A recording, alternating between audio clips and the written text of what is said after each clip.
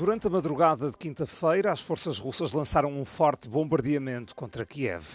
Os ataques com mísseis e drones mataram pelo menos 13 pessoas e feriram mais de 50, incluindo crianças. Foram atingidos edifícios residenciais, um deles de 9 andares colapsou parcialmente. A investida de Moscou aconteceu depois de o presidente ucraniano ter encurtado uma visita oficial a Dublin na quarta-feira. A decisão de Volodymyr Zelensky foi tomada com base em relatórios dos serviços secretos da Ucrânia que alertavam para ataques iminentes em grande escala contra a capital do país.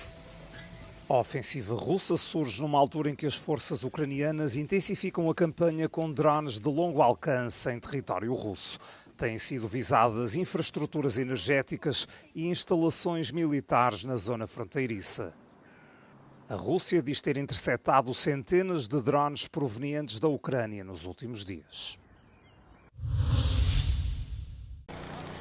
Os trabalhadores humanitários alertaram que as consequências dos terremotos ocorridos na Venezuela na semana passada resultaram numa grave crise médica. As equipas internacionais prosseguem com os trabalhos de resgate no terreno numa altura em que muitas pessoas continuam presas sob os escombros. Numa base de dados digital não governamental, onde as famílias podem reportar pessoas desaparecidas, o número supera as 40.000. Al día de hoy se contabilizan 2.295 personas fallecidas, 11.267 personas heridas. Estamos contando al momento 12.841 personas damnificadas. En cuanto a las personas rescatadas, ayer se suma el rescate de una niña y llegamos a 6.461 personas que han sido rescatadas por los más de 4.000 efectivos y brigadistas internacionales que se encuentran todavía hoy en el sitio de desastre, en la zona de desastre, buscando personas vivas. Há ainda registro de 79 portugueses e lusodescendentes entre as vítimas mortais, segundo avançou o governo, entre as quais 14 crianças. Os trabalhadores humanitários alertam ainda que nas comunidades mais afetadas pelos abalos poderão vir a registar-se surtos de doenças.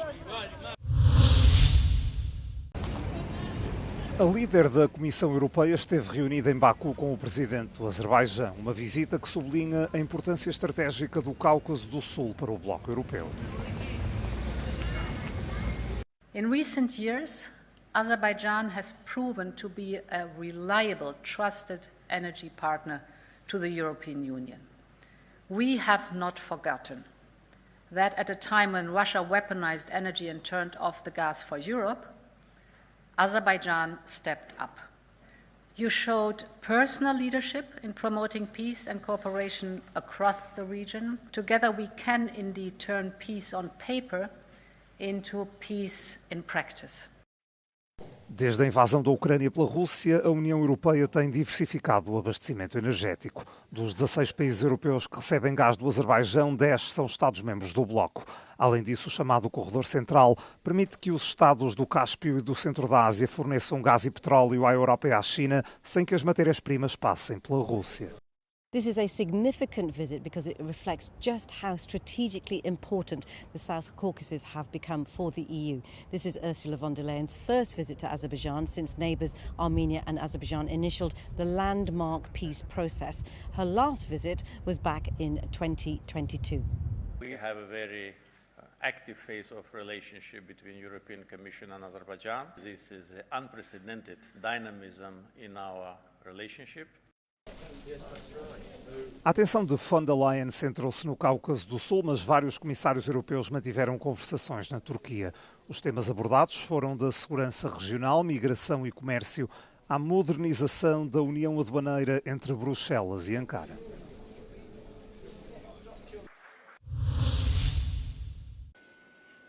Atanas Pekanov, vice-primeiro-ministro da Bulgária, considerou ser importante que não sejam feitos mais cortes na política de coesão.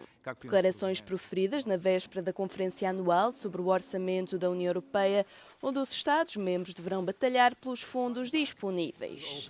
O chanceler alemão Friedrich Merz exigiu um corte de 400 mil milhões de euros, nomeadamente nos fundos para a coesão e agricultura. cohesion policy is not a gift from some member states to others. It is an investment in a functioning single market. It makes the infrastructure that then enables firms across Europe to extend, to get new markets, to get new consumers. It also creates new opportunities for European industries.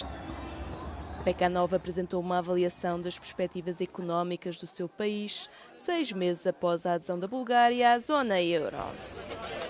In the longer term, the euro will bring benefits to Bulgaria, strengthened creditworthiness and strengthened credit ratings, more trust in our country on financial markets. In the short run, however, there have been some, I would say, pressures on the inflation side. Unfortunately, with the start of the war in Iran, this also contributed. One could say that some firms coordinated and increased their prices. This is something we are worried about. Afirmou ainda que Sófia está a investigar se existiram irregularidades em alguns setores e que está a finalizar o plano de recuperação e resiliência. O Tribunal de Justiça da União Europeia confirmou a multa recorde de 4,1 mil milhões de euros aplicada à Google por alegadas práticas anticoncorrenciais relacionadas com o sistema operativo Android. A Comissão Europeia aplicou a sanção à gigante tecnológica norte-americana em 2018, alegando que a empresa tinha abusado da sua posição dominante no mercado, nomeadamente através de acordos de pré-instalação com fabricantes de telemóveis para conferir uma vantagem desleal ao motor de busca Chrome.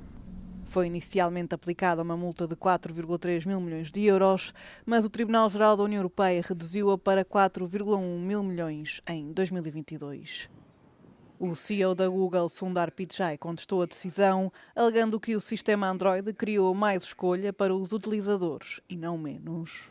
Em 2025, a Comissão Europeia também aplicou à Google uma multa de 2,95 mil milhões de euros por alegadas violações das regras da concorrência.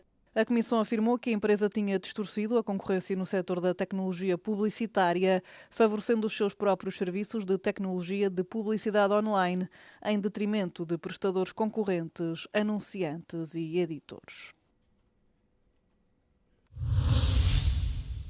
A crise de combustível sem precedentes para a Rússia tornou palpáveis para os cidadãos comuns as consequências da invasão russa da Ucrânia. Os ataques ucranianos, que já se prolongam há vários meses, estão a provocar incêndios em refinarias de petróleo e perturbações no abastecimento de combustível em todo o país. Entre a população cresce o descontentamento e a ansiedade. Ситуация не очень хорошая. По телевизору одно говорят, на самом деле все другое. Народу полно, бензин, не знаю, народ везде стоит. Ну, как, придется стоять, потому что бензина уже нет в машине. Очень плохо все. Печально. В стране, которая нефть делает, нет бензина. Как так может быть? O presidente russo Vladimir Putin reconheceu o problema, mas insiste que a escassez de combustível não é crítica. Chris Weaver, diretor da empresa de consultoria Macro Advisory, acredita que foi retirada cerca de 1/3 da capacidade de refinação de petróleo da Rússia. It comes at a very, critical time for the Russian economy, in that the agriculture season, particularly the harvest season, is now kind of starting to ratchet up, and this is the time of year when, in any event, there is a big demand for diesel from the agriculture sector. Em junho, o volume de petróleo bruto refinado para a produção de combustível no país caiu 25% em comparação com o ano passado, atingindo o nível mais baixo em mais de 2 décadas.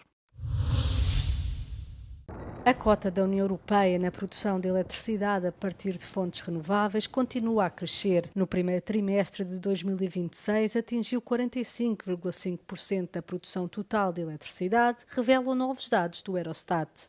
A energia eólica liderou, representando 44,9% do total de eletricidade renovável, seguida pela energia hidroelétrica com 28% e pela energia solar com 17,3%. O restante provém de combustíveis renováveis e energia geotérmica, bem como outros recursos energéticos. A Dinamarca lidera com a maior cota de eletricidade proveniente de fontes renováveis na União Europeia, com 90%, principalmente a energia eólica. Portugal ocupa o segundo lugar, com 82,9%, graças à abundância de energia hidroelétrica, seguido pela Lituânia, outro líder em energia eólica, com 75,7%. No outro extremo do espectro, os países que menos beneficiam da transição verde são a Chequia, com 12,7% da sua eletricidade produzida a partir de energias renováveis, Malta e Eslováquia. O investimento em energias verdes está a ajudar a reduzir drasticamente as emissões de gases com efeito de estufa e a diminuir as contas de energia, numa altura em que os preços do gás se encontram em níveis recorde. De acordo com a Agência Internacional de Energia, a União Europeia poupou mais de 50 mil milhões de euros em 2025 ao reduzir as importações de combustíveis fósseis.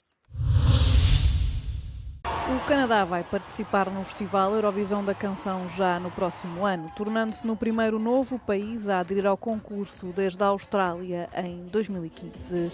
A CBC Radio Canada tornou-se membro de pleno direito da União Europeia de Radiodifusão, o que significa que está agora habilitada a participar no concurso. A estreia acontece nas meias finais do evento, que irá decorrer na Bulgária. O diretor do festival congratulou-se com a decisão, afirmando que o país tem uma longa relação com o evento. O Canadá é um dos países que mais acompanha o concurso entre as nações não participantes. Na última edição, que decorreu em maio em Viena, o Canadá ficou entre os 3 primeiros países que mais votaram, integrados na categoria de resto do mundo. Os fãs canadianos também estiveram entre os maiores compradores de bilhetes fora da Europa para os eventos ao vivo.